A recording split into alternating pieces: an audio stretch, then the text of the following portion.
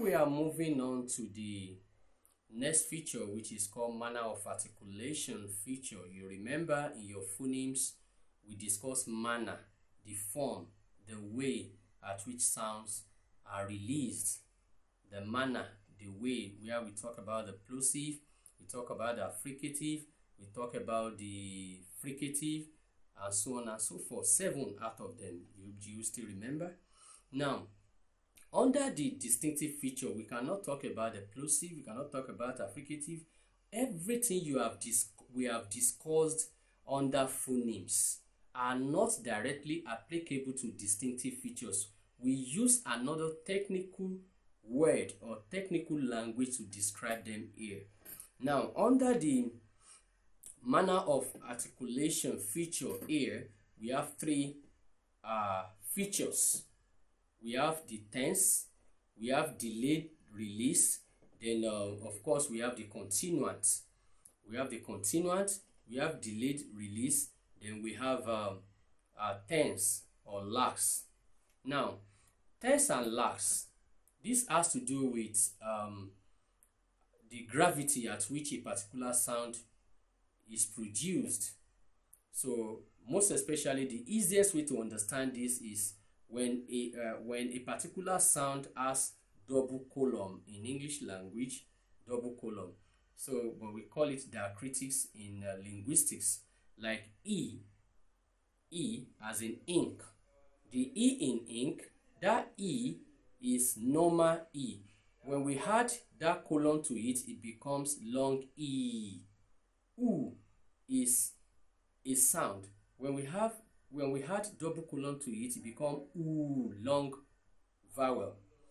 All the short vowels, they are called lax, L-A-X. While all the long vowels, they are called tense, T-E-N-S-E, because they conserve more energy. That is about lax and tense, which is one of the 3 features under manner of articulation features. Another one is delayed. What do we delay? We delay air in the oral cavity during the articulation of speech. For instance, when you want to call ta, da, there's delay before the release of such sound.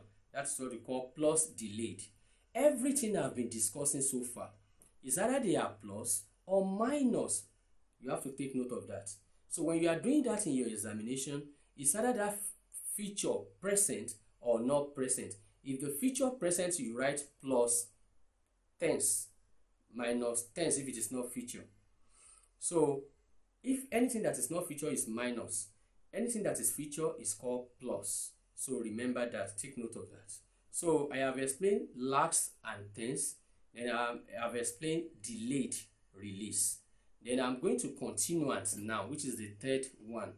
What is continuing in articulation of speech sound? What is continuing? So when a sound is referred to as being continuous, that means the hair continues like that.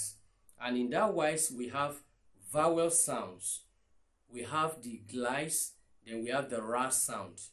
The ra sound, like the way it is articulated, it is continuant.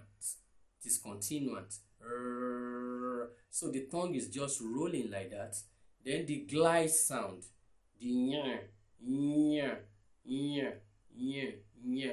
as in yesterday, is a glide sound. So another one is what's it called? The vowel. All are vowel because they are naturally sonorant, they are voiced in nature, they are continuant. So that is about that when we are explaining manner of articulation feature. The last but not the least is the source feature. The source feature has to do with the voicing, what occurs in the vocal tract. Remember, under the phonemes, because there's no way we will not talk about the phonemes, because the phonemes itself is the bedrock of what we are teaching you now. So that's the reason why I do tell my students that they need to learn phonemes very, very well, because it will create a good foundation for them when they want to learn distinctive feature. So the source feature has to do with what occurs in the vocal tract.